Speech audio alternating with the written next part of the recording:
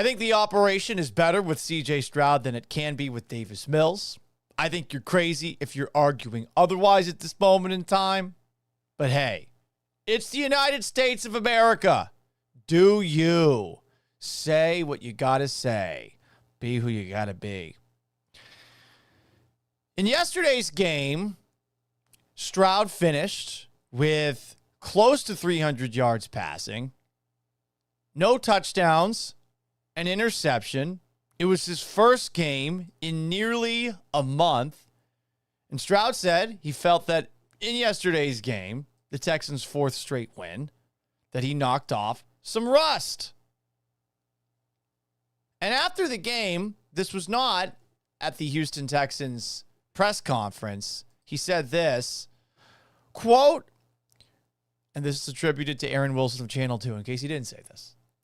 We're super dangerous. We lost some close games against some really good teams. If we can find a way to win some close games after Thanksgiving, we'll put ourselves in position to do whatever we want. Whoa! Whatever we want? Is that legal in the United States of America? Whatever we want. So the rest of the way, Sunday night football game in Kansas City against the Chiefs coming up next week. Home game against the Cardinals. Home game against the Raiders. Road game against an LA Chargers team down their two starting tackles. And with Justin Herbert having surgery today on his non-throwing hand, I guess he's not going to miss any time. Guy's tough before they wrap up the season against the Indianapolis Colts, who also have to play the Jaguars twice the rest of the way, the Seahawks, and the 49ers, both of whom have 9 wins.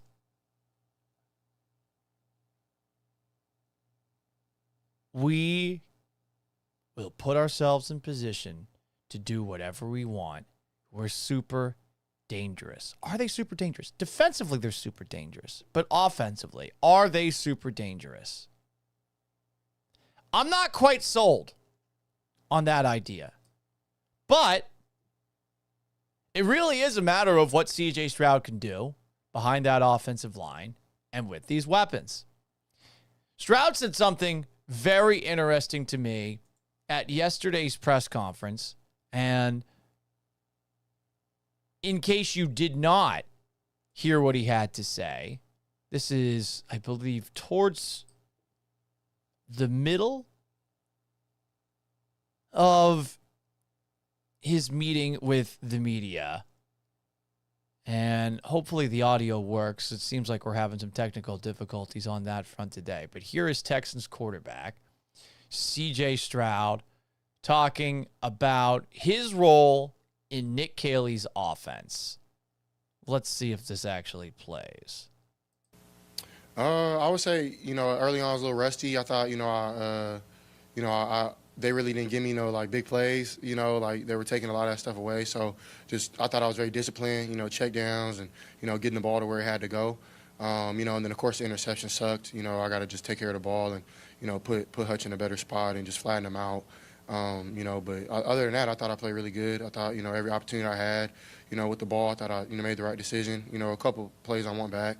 But I thought, I did a really good job of, taking what the defense was giving me. I think the type of team we have, I don't have to be Superman all the time. And, I got to just do my job each and every play. And I'm not going to be perfect. I'm never going to be perfect. And I trust myself. I know my teammates trust me. And that's all that really matters. That part right there, not at the end, but a little bit before that. C.J. Stroud said he doesn't have to be Superman. Technically, he is correct. The Texans have the best defense in the league. Daniel Jones, playing on a semi-broken leg, had no chance yesterday. So Stroud's just got to go out there and do game manager things. Don't turn the football over. By the way, he did. Get touchdowns and not field goals. By the way, didn't do that. He acknowledged there's some rust. The rust is understandable after a month away from the field. But does he, at some point this year, have to be Superman? Or at the very least, the guy that we all thought he could be his rookie season and expect it to only get better. He is technically correct. The Texans have proven they can win a regular season game without him, period, let alone without him having an incredible game this year. But Stroud should want to be that guy. He should want to be the person that when things are going bad, can put the team on his back and give them a dub. I know he wants to be that guy. Every quarterback in the league wants to be that guy. Every single one. The practice squad guys, the third stringers, the backups, and of course the starters. Everyone at some point wants to be the guy. Superman.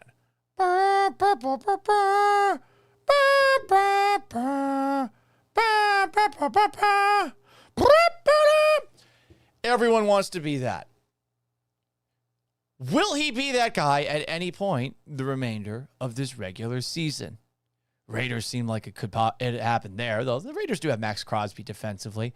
Cardinals barely feel like they're alive at this moment in time, though. They did have the pulse against the Tampa Bay Buccaneers. With Jacoby Brissett, they've been more competitive under Jonathan Gannon. If Stroud's Superman against either of those two teams, though, we will nitpick that. We will say, yeah, but much like we did after Stroud's awesome performance against the San Francisco 49ers, the game before he got injured against the Denver Broncos. Against the 49ers, he looked close to Superman. Against the Ravens, he looked close to Superman. The Ravens stink defensively this year, and the 49ers are very banged up defensively this year. And thus, not so good. So you put asterisks next to those, and you wonder if we will see that C.J. Stroud performance that's been so elusive for most of this season and for most of last year. He did seem like he was trying to be Superman on that interception right after the Texans took the ball away with the turnover on downs. It allowed the Colts to score a touchdown. Seemed like he was trying to be Superman there. He doesn't have to be Superman in this offense, but at some point he's probably going to need to be that guy. If he does it Sunday night, prime time against the Kansas City Chiefs, he will get some flowers, but much like we did with the 49ers earlier, the Ravens earlier, we will nitpick. I suppose that if you are someone who can't handle the nitpicking, just realize this. This is a wide open league this year. Anyone really can win it, and if you have a defense as good as that of the Houston Texans, you sure have a shot. But at some point, you're going to need Stroud to be that guy. Can he be that Superman by the end of the year? At any point. Maybe for just a game. Does he need to be that guy to win a playoff game? We're not talking about the bullshit playoff games that we're so used to the Texans winning. The Saturday afternoon special, which was always against the Cincinnati Bengals, where maybe it's Connor Cook and the fucking Raiders or some other teams like that. Does he have the ability to be that guy against that top shelf? But it's a weird top shelf this year as we go through week 13. Do we look at that Broncos team that barely beat the Texans with Davis Mills in the game, most of the game, and the offense looking like absolute pits? Do we look at that Broncos team, now the one seed in the AFC, as a game where he's going to need to play like Superman? I mean, defensively, perhaps he would. Maybe we grade on a curve against a team like that. Against the Patriots, who play in Monday Night Football tonight. I'm a Patriots fan. I have questions about the Patriots' ability to beat the Giants tonight. We'll see if Jackson Dart's back out there. It does seem like he's going to get the start. Honestly, if it was Jameis Winston, I might be a little bit more concerned. Now, that's nothing against Jackson Dart. It's just that he's a rookie, and I feel pretty good about Mike Vrabel coaching against a rookie. Can Stroud be Superman by the end of the year, and does he need to against the teams in the AFC that the Texans will likely find themselves playing? Texans beat the Bills without C.J. Stroud. Texans beat up on the Chargers last year with Stroud struggling for a lot of the game. By the way, that Chargers team has a banged-up quarterback, and they're missing their starting two tackles, which seems like it bodes well for their defense. Does he need to be a Superman for that game? You can make the case that Stroud doesn't need to be Superman to get the Texans through the AFC, but odds are, at some point, he is going to have to take his game to another level, and while he's operating within the offense and doing exactly what he's told to do, death by 1,000 cuts, sometimes he seems annoyed when he talks about that. Can he take it to that next level? Give him some excuses for Sunday in Indianapolis. It's loud there. It's his first game back after a month. He's learning to work with a new offensive line in front of him. He's learning to work with some rookie receivers who have been stepping into a bigger and bigger role over the last couple of weeks. I'm specifically pointing at Jaden Higgins. I want to see more Jalen Noel out there. But can he be that guy? And is that compatible with this offense and what this offense is trying to do? I know a lot of people want to see the Gaudy statistics from your quarterback, which points to him being Superman. Stroud doesn't necessarily need to do that. And if you go back in time to the glory days of the New England Patriots, they didn't really need to do that either. There weren't that many games where Tom Brady was looking like he did in 2007. They won a lot of ugly games. And I think people perhaps accepted it because he was a former 6th-round pick. Had it been former first overall pick Drew Bledsoe still in there or making $100 million, maybe it's a different conversation entirely. I know there's a lot of debate about Stroud versus Mills. Fuck that. But I know there's also a lot of debate about Stroud and how much you pay this guy when his contract gets to that point, which I believe is this offseason, much like it will be for Will Anderson, who was a menace against the Indianapolis Colts yesterday. See that pass rush where he's running up the middle of the field? God damn, that was impressive. So we'll see what happens on that front. But CJ Stroud, is he capable of being Superman, and does he need to be Superman in this offense?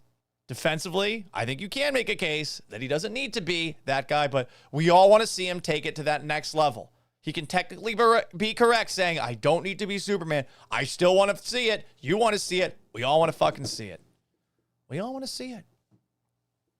Let's read some comments here. Watching along on YouTube at Paul Gallant, on Twitch at Gallant Says, on Facebook at Paul Gallant Sports, X at Gallant Says Pod, Instagram at Sports Gallant, TikTok at Gallant Says, Twitter at Gallant Says Pod. I've probably repeated a couple of those along the way. Cut me some slack.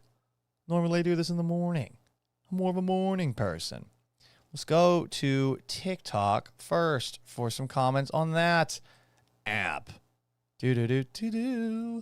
Lucky says you need CJ Stroud to put up 28 more this weekend against the Kansas City Chiefs. I wonder if that's possible. Now, I will say that Chiefs got pushed around by the Dallas Cowboys on Thanksgiving. Funny all day, every day says, CJ used to convert 2nd and 18 and never throw short of the sticks. That is a good point, which makes me wonder if he is capable of being Superman in this offense. Take what the defense gives you, but what if it's 2nd and 18? What if it's 3rd and 18? Mason says, Stroud is going to have to ball out to beat Kansas City. Thomas Jerome Newton says, lots of dogs beating top teams. Crazy week. Well, yeah, but more so in the NFC than in the AFC. We'll get to it. We'll go through all the games that went down. James Nowicki says, Nick Caley has an aneurysm every time he gets into the red zone. Yeah. James Nowicki says, makes zero sense that we can trot up and down the field, but can't finish. Hate it when that happens. It's only one situation where not being able to finish is a good thing. But you gotta stay at attention after the fact if you get my drill. Drip. Drip. Dirty Diesel says, here for the CJ debate. There's no debate. Juan Cortina says, if it's 23 Stroud, we win the Super Bowl. Yeah, with this defense, I agree. Instagram, nothing happening on that side of things. Let's go to the YouTube. Jamie Gonzalez says, go Texans, go. Rick Haywood says, we need to use Noel like Mighty Mouse. CJ lays it out deep. Noel run under it. Touchdown. Just bomb it deep to him. That would be nice. Greg Todd says, 12 o'clock looks pretty dark outside. Job interview. Yeah, I was going to do the show at noon today, and then I did, in the morning, a fill-in radio show in another city, and I didn't get to sleep until late because I was doing so much prep after Sunday because it was a last-minute thing for this show because it's in a topic that I don't typically talk about, and I took a nap, and the next thing I knew, it was like 3. So Space Breakers asks, do you think the Texans will win out? I don't know. I don't know about winning out. I do think that they should win more games than they lose. Of all the games left, the one that gives me the most pause is certainly the Sunday night game on the road in Kansas City. That's the trickiest one. More comments. YouTube. Danny Don Vito. Haha, nice. It's a nice play on Danny DeVito and Danny Don Vito. In Stroud, we trust Paul. I'm not quite there. I have a lot of belief in Stroud, but I also want him to live up to that level that we saw him play at in 2023. Spacebreaker says Raiders might be a trap game. Dog, they're so fucking bad. No chance. Cardinals are more of a trap game than the Raiders the rest of the way. What else went down yesterday? Let's react to some other things. How many of y'all were frustrated with some of the Texans' game management decisions in yesterday's game against the Colts? Here's D'Amico Ryans talking about the drive before halftime where the Texans had no urgency at his press conference today. What was the goal at the end of the first half? Were y'all trying to get points? Were y'all trying to kind of balance aggressiveness with maybe not aggressiveness? Yeah, we're trying to get points there. We are trying to get points. We didn't execute how we wanted to execute at the end of the half. If we get the first down, we're in a good spot there. Want to finish vertical there. Thought Higgins did a great job of catching the football, but we got to finish vertical, get the first down there. Then we're in position to go ahead and try to get points. We got to finish vertical. We got to get the first down. Well, you got to move with more urgency, too. You ran 2 plays in a minute. You had plenty of time to get down the field. You didn't have all your timeouts. It was lackadaisical. Sure, you don't want the Colts to get the ball, but have some faith in your fucking defense. Daniel Jones is playing on a broken leg, and he was 2 for 11 under pressure yesterday. You knew that was going to look like that. Texas Tag says Stroud had zero awareness in that spot. Yes, he is the quarterback on the field. He's the one that's got to hustle everybody to the line of scrimmage. That was inexcusable. It was. Very sloppy. Trey of Texas says, I like Stroud. He still looks super skittish in the pocket, even when it's still clean. The play calling at the end of halves has to be drawn in crayon all season. There was a moment where he kept on dropping back and back and back and back in the pocket. And he actually evaded a sack. But you do look at him from time to time and say, hey, man, it's got to be a little bit less happy feet when you're in the pocket. More from D'Amico. Here he is talking about the attempt to go for it with the Stover tush push at the end of yesterday's game. Yeah, during that series, we were driving the ball down, felt really good of how we were driving the ball. Honestly, on the first third down, I felt like we got it. I felt we had really good movement, and I told the guys to do it again. Just being aggressive there, that's my call as the head coach. I'm aggressive, so, hey, it didn't work. That happens sometimes, but it's not going to stop me from being aggressive. I mean, that's good. I want him to stay aggressive there. But the Stover cat, back-to-back plays. You're moving your quarterback out from under center. I know you don't feel great about your short yardage situations, but does it make sense to have your quarterback out wide as opposed to under center? A little dual threat nature.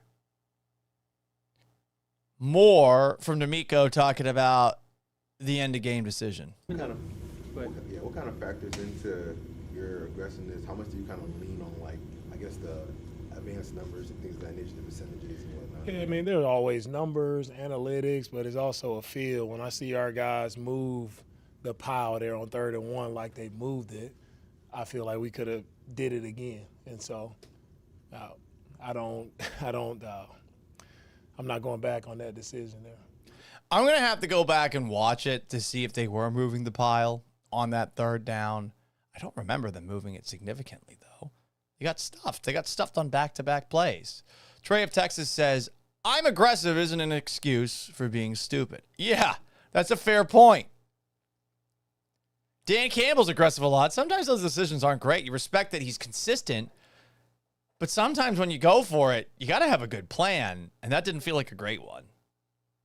Jamie Gonzalez about the end of the first half says, inexcusable at the end, no sense of urgency. More comments. HTX13 says the Texans should have kicked a field goal. I agree with you there. Totally agree. Another comment. HTX 13, 3 plays and couldn't get a yard in the last play for the Texans. Yeah, that's right. They got 9 yards on first down. Ugh. Juan Cortina says the game management has been terrible all year. Dirty Diesel says not kicking a field goal was trash. Andrew Engelbrecht says lollygagging. Yeah, a little bit of lollygagging in the first half, that's for sure. So those are two things that I think were most frustrating from yesterday's game. But for a change, D'Amico Ryans, who generally bores me with his comments at the podium, and listen, he's not supposed to entertain me here. I honestly think if you're a head coach, saying the least you possibly can is probably for the best, because you don't want some asshole like me that's going to see a couple of words and pounce on him. But this is D'Amico Ryans saying something that finally satisfied me at today's press conference. My biggest takeaway is always I'm excited that we got the win, but I think the biggest takeaway for me is we left so much out there, right? And there's still so many things where we can actually, so many things we can do better. And you know, I know it's tough to say that, but it is some small things, some things I know we can do better, things we've worked, things we can clean up technique-wise. Fundamental-wise, I just feel like we still left a lot of plays out there, and that's my challenge to our guys. It's always, how do you get better? You know, don't just rest on, we won and be happy with winning. It's all about continue to learn in a win or a loss. What do you learn from it, and how you keep pushing the envelope to get even better. I love hearing him say that. So often he says he was happy with what he saw, and he wants to focus on the positive. If you said this more, D'Amico, people would be happy. We could be better. Great, that's it. That's all I want. I won't even listen to the rest of the press conference. Just say that. That's it. That's it. That's all I'm asking for. We did some good, but we could be better. Perfect. Is that because my desire for that? Is that because my parents always told me when I was growing up that A-minuses weren't good enough? It might be. But that's the mentality everyone should always have. It's a constant strive for perfection. And I get it. Everyone's wired a little bit differently. But you clean up mistakes that keep rearing their ugly head by acknowledging after wins that you have to be better. And look, D'Amico, behind closed doors, is probably like that a lot. But when we ask questions about it, there's always a little bit of pushback. And if he just answered things like that a little bit more, oh my God, it would make me so happy. Even if things don't necessarily get better, acknowledging that they need to get better is good, instead of saying, hey, when you're asking about the offensive line, what did you see? Oh yeah, it was a solid day. Was it? Was it? Was it? Are you sure? Are you sure? There were some good things? Fuck the good things. I want to focus on the bad things because I want the bad things to be gone. Like the bad game management and the slow, lackadaisical lollygagging at the end of the first half. That's all. That's all. But thank you for that, D'Amico. Seriously, that was great to see. We left so much out there. Hell yeah. Yeah, you did. More comments here. Greg Todd asks, odds Paul's hair looks like shit because he's wearing a beanie. Yes. How does it look? How does it look on the TikTok camera? Oh, yeah. Jesus Christ. I look like I... Sorry for that, everybody. Sorry for that. It's not great. Agnes Hoffman asks, hey, what's your opinion on the Eagles as a Texans fan? Well, I am wearing a lot of Texans stuff right now. I'm a Patriots fan, but I cover the Texans, and I've been covering them for a long time. First off, there's that. Second,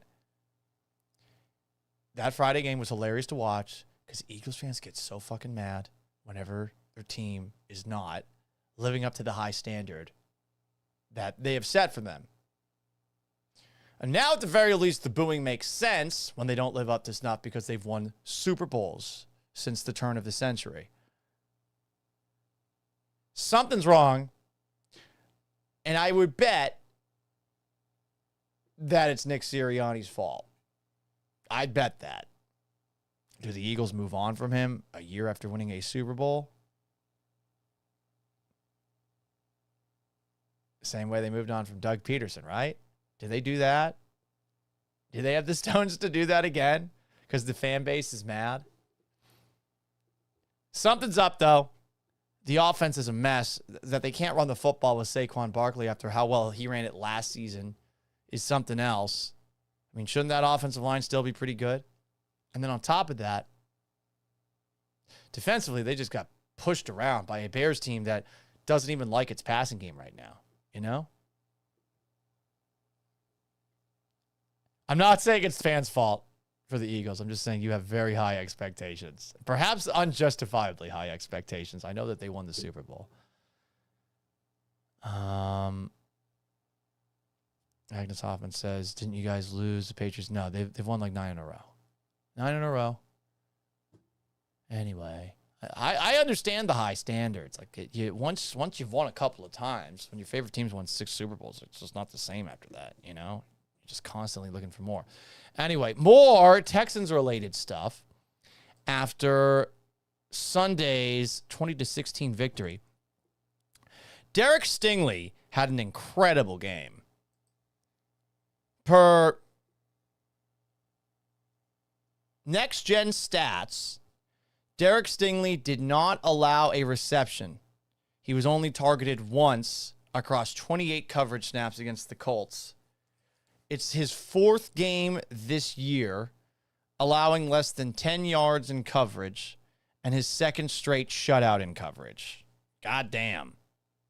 So he's tied with the Eagles' Quinion Mitchell. When it comes to that, number of games under 10 yards allowed, Patrick Surtain is 3rd.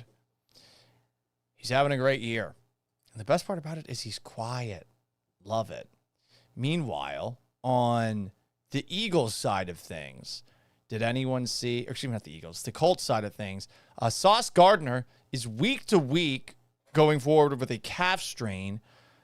The Colts hope he'll be back at some point by the end of the year, but he is going to miss some time. There was a lot of bitching and moaning about the refs, specifically from Indianapolis, after yesterday's Texans win over the Colts. St. Dungy himself, the sanctimonious one, posted this. We've had bad pass interference calls all weekend and some missed PI calls, but the one in Texans-Colts game was very bad. Blatant disregard of the rule when the legs get tangled. And on top of that, they missed a delay of game before the ball was snapped. NFL should do something about this. Well, delay of game, they always call it like that. They're not going to do anything about that. The way that they call it, it's not like a shot clock in basketball. The ref looks at the play clock, and then once it hits 0, he looks at the center. And if the snap happens in time, they're going to allow the play to stand. Should there be a shot clock of some sort? Maybe. But there isn't for now. As far as the pass interference, there was a play that the Texans got against them, an uncatchable ball thrown by Daniel Jones down the right sideline. It was well out of bounds, and Kalen Bullock, who was jockeying back and forth with, I believe, Alec Pierce, definitely pulled him down. But if it's not catchable, I don't know, should that have been the call? So the Colts were mad afterwards. The pool reporter, Stephen Holder, who's from Indianapolis, asked 3 questions about missed calls, about the delay of game, and the pass interference play, plus the extra point on the touchdown on that drive where it looked like it went over the right upright. I have no idea if it went in or out. These pool reports where one person from both beats gets to ask the referee questions, those pool reports generally accomplish nothing. The refs just take no accountability for screwing up. But no question was asked about the Kalen Bullock pass interference on an uncatchable pass. So the Colts are bitching about the referees. I don't know. Karma. Don't pump in crowd noise. Karma. When you get beaten by 50 points by a team that's better than you, don't whine about how the balls are deflated when yours are just as deflated, which the Colts did after the Patriots skull-fucked them in the playoffs. again. Happens a lot. Maybe don't do all those things, and maybe bad things won't happen to you. Ever think about that? The greatest American, greatest human in the history of the world, Tom Brady, suspended 4 games, as long as Ben Roethlisberger was suspended for what he did in Millersville, Georgia. Interesting. For more probably than not, deflating balls when it's cold outside and the balls deflate just like your tires do. Interesting. Very interesting. Adam Landis says, dude, you need to keep the stash. Nah, that's just for December. It's me, Sean T. asks, Paul, are you on the radio? If so, what station? From time to time, Sports Radio 610, but for the most part, just do the Galantes podcast, which you can catch weekdays normally at 7 a.m. Central Time, but since I'm doing radio in another city, yes, Kansas City, this week, talking about something other than sports for the most part, a little Chiefs action as well. The show is going to be at noon the rest of the week. Noon. On today's show, the exception, didn't get to sleep in my bed tonight. Because my parents were staying in town, so they were staying in my bedroom, and I stayed up late getting ready for a morning show from 6 in the morning on at KCMO, a radio station in Kansas City, and I over-prepped for it because it was a last-minute thing that I got called in for, sort of like last Wednesday. I did the same thing, and I took a nap after the show. I thought I'd be ready to go by noon, and I woke up, and it was like 3:30, so yeah. Yep. Back at noon, at least for the next couple of days, but only for 1 week only, because it's just very inconvenient for me to do it at noon. Got to screw things up. Alex Del Barrio asks us my heater is out. No, I just felt like wearing this. Just felt like wearing this beanie, bro. I'm being CJ Stroud, except for it's not like a Seattle Mariners beanie, you know? Blue Neptune says the extra point was good. Optical illusion. The close-up view twisted right after it came in. Yeah, maybe. Maybe not. I don't know, man. I don't know. Do we have anything on the Graham side of things? Hughes Own says would be nice to beat Kansas City and ruin their playoff hopes. Yeah, they're dead. If you beat the Chiefs, they're probably dead. What are we gonna do? What are we gonna say? Let's take a look at everything else that went down across the National Football League yesterday. In case you don't know the AFC playoff picture as it relates to the Houston Texans, the Texans are the first team out. They got a little bit of help on Thanksgiving, but yesterday, not a lot of help, and they shouldn't have expected a whole lot of help. But let's roll through all the games that could have helped them out. First, the Bills beat the Steelers 26-7. Aaron Rodgers left the game for a little bit. He came back. He was bloody. He has at least 3 fractures in his left wrist. After the game, he called out unnamed wide receivers for skipping film sessions. After the game, he called out unnamed wide receivers for running the wrong route. I'm assuming that conversation was had behind the scenes. Mike Tomlin was getting fire Tomlin chants during the game. The Steelers haven't won a playoff game since 2016, so I do get it. He won that Super Bowl back in 2008, his second year on the job. And Tomlin even said, for his part, I get it. I share their frustration. He did not pull a Bill O'Brien, you suck too, motherfucker. Josh Allen at some point in this game need Steelers defensive lineman Cam Hayward in the stomach. After the game, Hayward said this, courtesy of Brooke Pryor of ESPN.com, quote, it just pisses me off. Ticked off the entire game because as a quarterback, they're protected, but I'm not. Allen even said after the game, I had to do something to get you off me. So I guess Allen apologized to Cam Hayward after the game. But yeah, and the Bills took down the Steelers 26-7. If the season ended today, the Bills would be the last team in the playoffs. What the Texans need is for the Bills to lose another game, because if the Texans and Bills have the same record, the Bills are out and the Texans are in. If the Texans beat the Colts again, same thing. The Colts are 8-4. They're the 6th seed. The Chargers are 8-4. They're the 5 seed. The Texans could control their destiny entirely when it comes to tiebreakers against those 3 teams. And there's a very real chance that the Colts miss the playoffs altogether after that 7-1 start. Broncos have the best record in the AFC at 10-2. We'll get to them in a moment. Patriots, who play tonight, second best at 10-2. Broncos have the tiebreaker right now based on win percentage in common games. I'm assuming that has to do with the Broncos beating probably the Raiders. And I'm guessing the Broncos also beat... Oh, they didn't play the Steelers to this point. So it's legitimately just a matter of the Patriots lost to the Raiders in week 1, which is wild. What else happened in the National Football League yesterday? Speaking of the Chargers beat the Raiders 31-14. The Raiders had no fucking chance. They fired Chip Kelly. This big article was written, NFL.com, talking about how Chip Kelly might not have been able to call his own plays. Pete Carroll might have been a little bit of a control freak. They were never really running the Chip Kelly offense there. So after they gave him that big deal, what was it, 3 years, $18 million to be the highest paid offensive coordinator in the league, he doesn't even make it through the whole season. And the Raiders did not look much better. Meanwhile, Justin Herbert for the Chargers, he had a fracture in his left hand. He returned to the game. He expects to play next week, Monday, against the Philadelphia Eagles, even though he's having surgery, I guess, today, which is fucking crazy. Herbert is perhaps not as good as he's made out to be, but he deserves credit for being a tough-ass motherfucker. Truly. More games from yesterday. Jaguars-Titans was really interesting.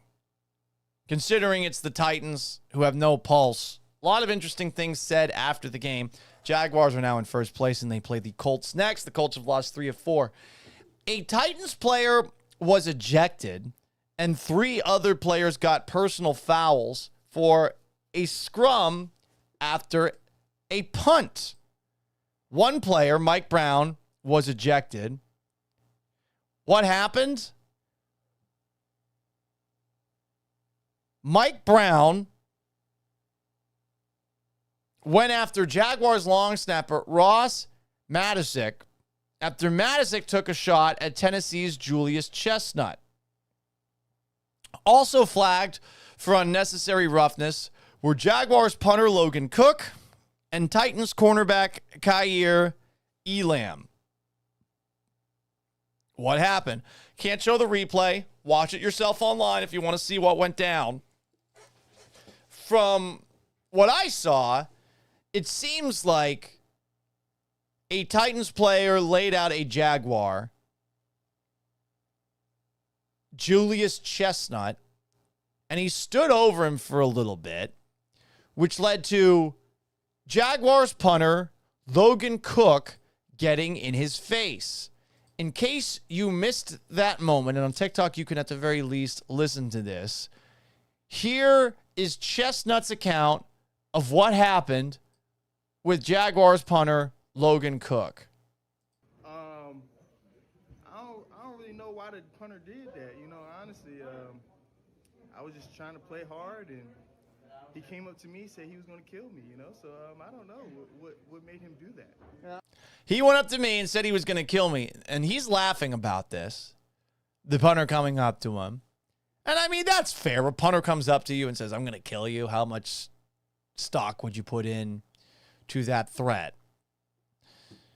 But I would encourage you to go watch the video, because if you watch it, Julius Chestnut, who stepped over safety Andrew Wingard after laying him out, has Cook get in his face.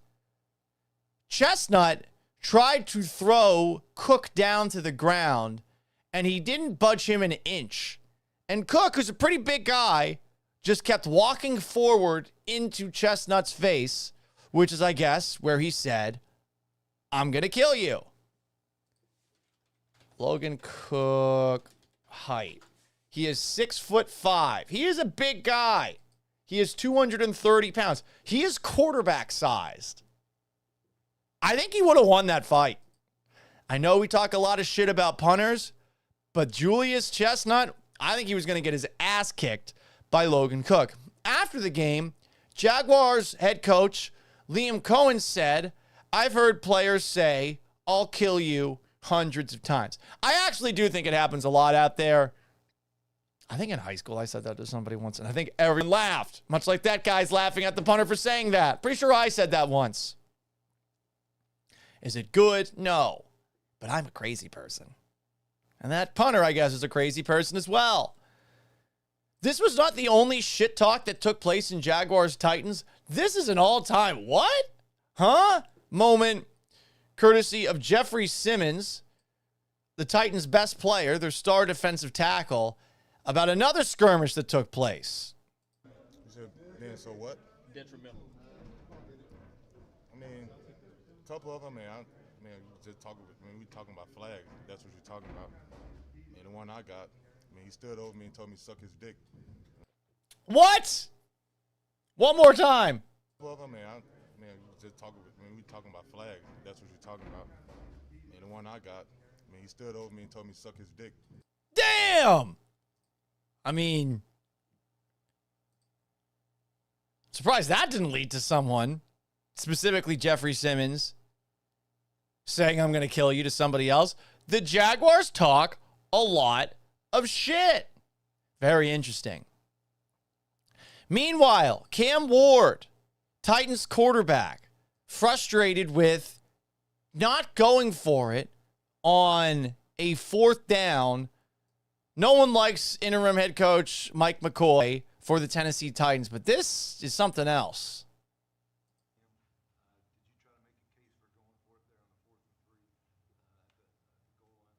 Yeah, we need to go for it, I believe. What do we have to lose? Did you kind of make that point clear to coach? Did you guys talk about it? I talk about it really all the time. He knows my mindset as a quarterback. I want to go for it every chance, especially now with just what our record displays. And we just got to continue to be the aggressive team. I'm with him here. He's getting some pushback for that, but I'm with him here. Your season is over. Fuck it. Go for it. Get good in fourth down situations. Let Cam Ward improve. I don't believe in the idea that you make the entire operation about making the young quarterback better. But at this point, for the Titans, who are not even openly tanking, they're just accidentally tanking. At this point, fuck it. Go for it. And maybe that's the directive. Maybe Amy Adams Strunk is saying, hey, we do not want to win games the rest of the way. Do not go for it on fourth down. We want to have the best possible draft pick in this year's draft. But I don't blame Ward for saying that he wanted to go for it. I saw some people pushing back on this, saying this is entitled shit for a rookie quarterback. Very curious as to what Shedeur Sanders might have said about Kevin Stefanski. We'll get to that one a little bit later. But he had something interesting to say as well, courtesy of Thanksgiving. Here it is. A different way of handling non-aggression. For all those people that think Kevin Stefanski is holding Shedeur Sanders back, Sanders might like Stefanski based off of this clip.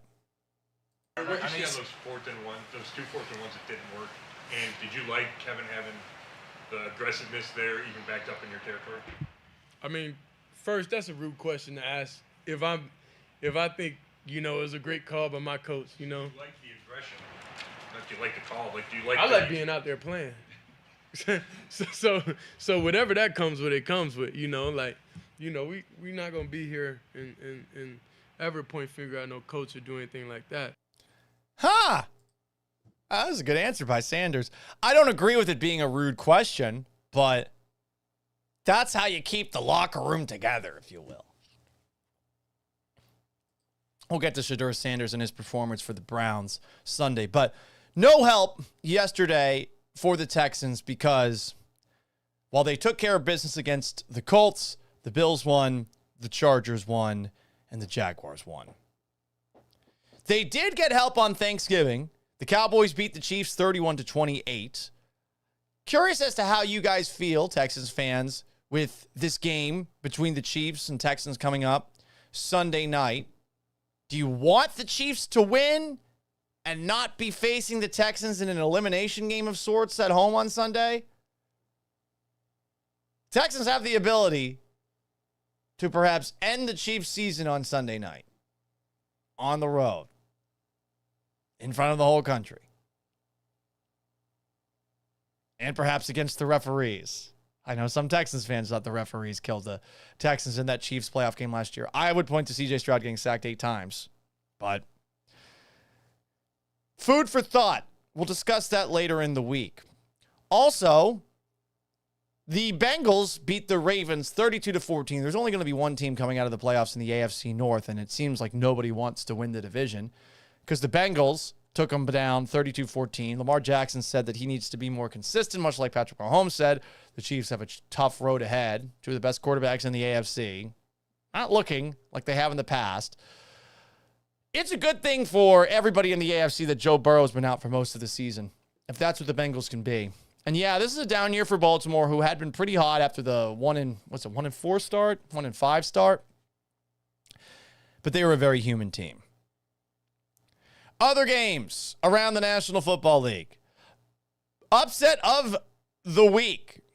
The Panthers beat the Rams 31-28. It's their second biggest upset this year. It's the second biggest upset this year. NFL teams not named the Carolina Panthers are 0-15 when they are 10 or more point underdogs. But the Rams and the Packers found out the hard way that if you're a double-digit favorite against Carolina, they might beat you. So they beat the Packers in Week 9, and they beat the Rams yesterday, despite being 10-point dogs going into the game. After the game, we saw some Rams players talking about how this might be a wake-up call for LA. Yeah, I would think so. Guess you can't take the Panthers not seriously. Sunday Night Football. Great game. Broncos beat the Commanders 27-26 in overtime. Dan Quinn and the Commanders went for 2 with Marcus fucking Mariota at the end of the game. I respect them going for it, but I don't know if Mariota is going to give you the game against a Denver Broncos defense. He had a guy open. They sent the house. He didn't get the ball up high enough in the air, and one of the Broncos pass rushers deflected the ball at the line of scrimmage. Sean Payton got a little butthurt about the idea that the Broncos escaped, which they did. Commanders stink, with a win. He said, "We didn't escape. We won." Also, Commanders wide receiver Treylon Burks had the catch of the year. Thanksgiving. Packers 31, Lions 24. Weird referee moment.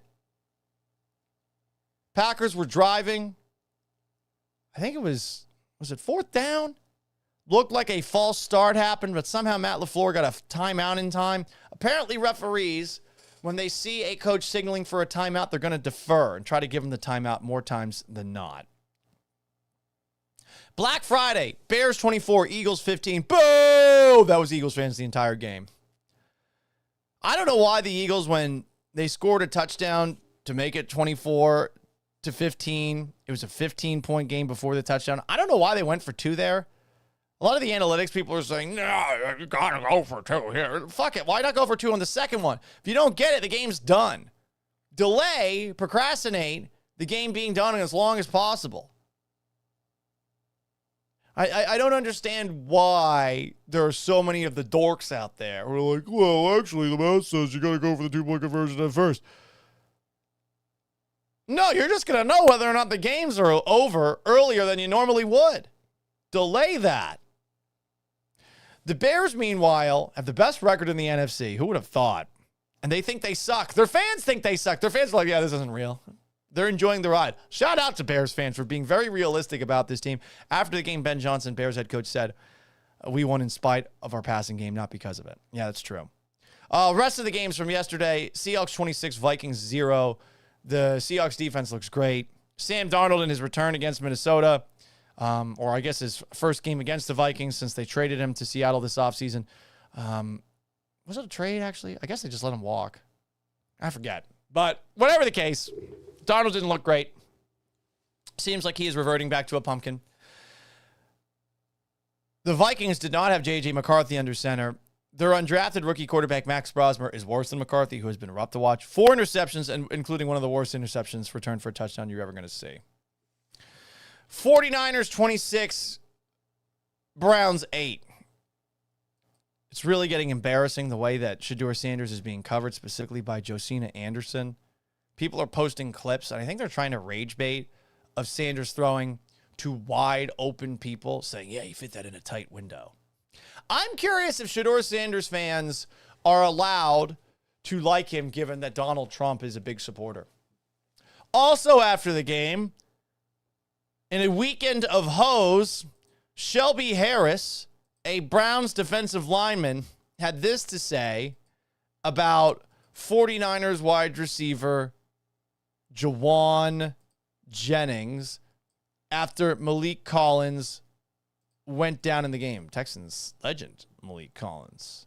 Here's Shelby Harris. He's a hoe, and I want that known. Like, I see why he got punched in the nuts, because that's some, like, he says some things that you should not say to another man ever, but, like, I don't respect it because you say that, then run behind your O-line. That's some real soft shit, and I want that known. I see exactly why they punched the nuts. I'm surprised nobody punched him in the jaw yet. Holy shit, that's one of the best quotes I've ever seen. Surprised no one's punched him in the jaw yet. I can see why they punched him in the nuts.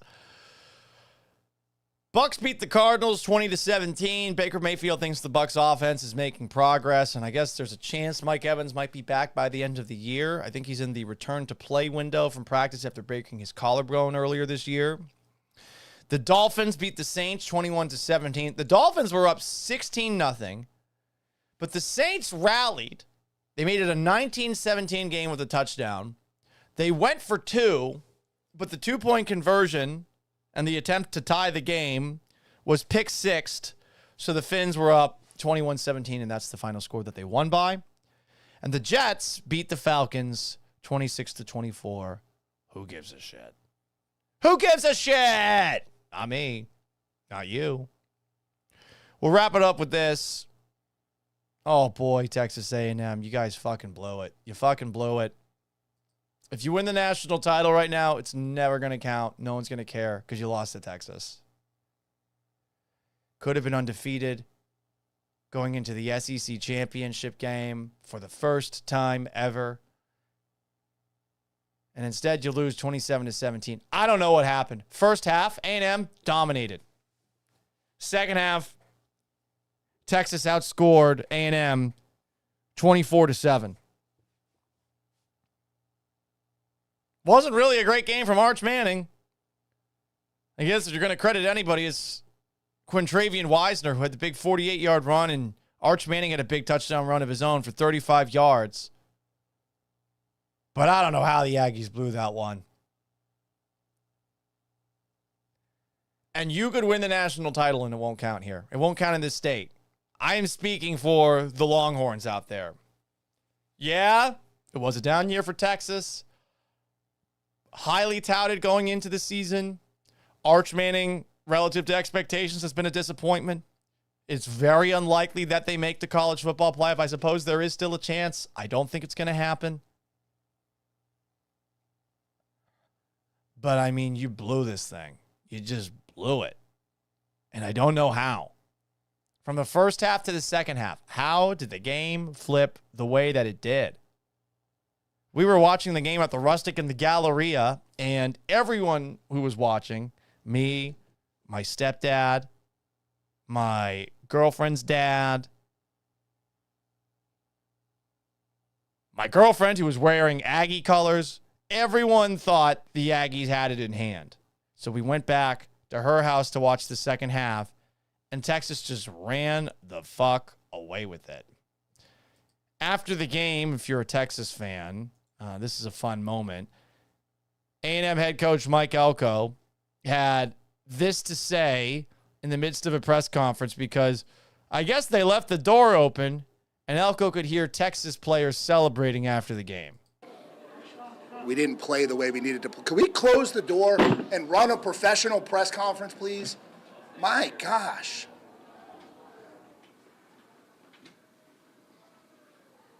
Sorry. I've seen this happen at the Super Bowl before, where players are talking, coaches are talking, and all of a sudden there's a lot of noise in the background. It's like the hooting and hollering of a celebrating team.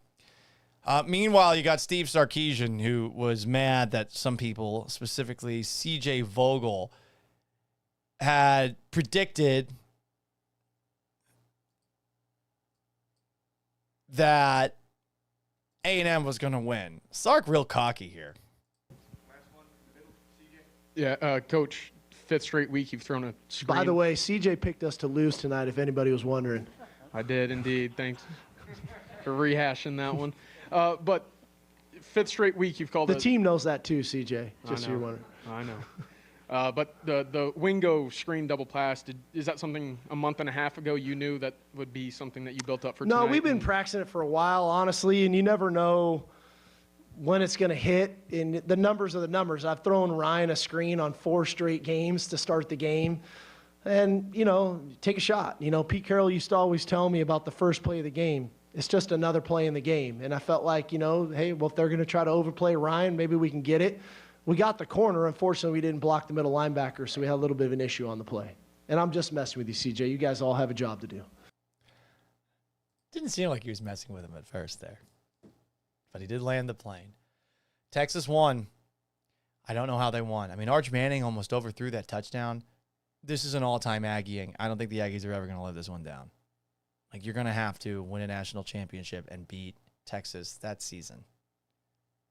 Because you could win the whole thing, but Michigan fans will tell you.